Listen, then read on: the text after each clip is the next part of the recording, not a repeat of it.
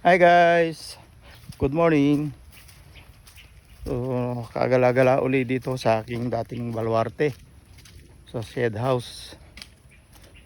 So, try nating puntahan yung area at ngayon yata ay may demo sila ng crop site 2. Formerly crop site 2, sa ngayon ay Agri 32 na. So, ito yung kanila mga dating tanim. Ang laki na ng aking robusta, oh. Yan, black pepper. So far buhay pa naman, pero multing parang naging gubat na rin itong aking mga robusta. Malalaki na. Yan. Dalawin natin yung aking mga kasama rito, mga na training ko, nagtatap daw. Eto si Pogi, oh. Good morning.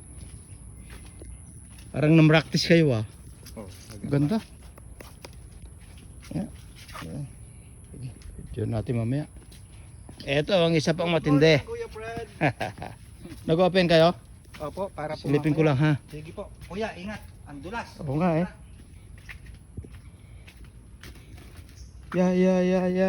Andito na ako sa rubber area.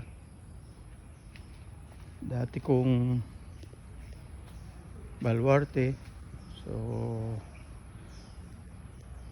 pinagmamalaki kong isa ako sa nagtanim ng mga rubber na ito. So, they are planted 1986 pa. Napapakinabangan pa rin ng mga estudyante hanggang ngayon.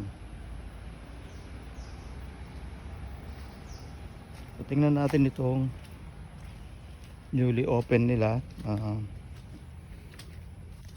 Naka-prepare for demo today.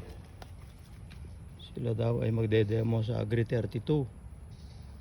Yan. So, ganito yung dati kong gawain. Yan. Ito yung mga scars na dating pinagdemohan.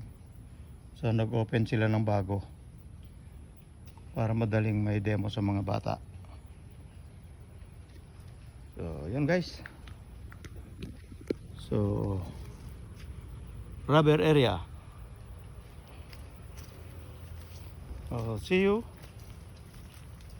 Then punta naman tayo sa isang section.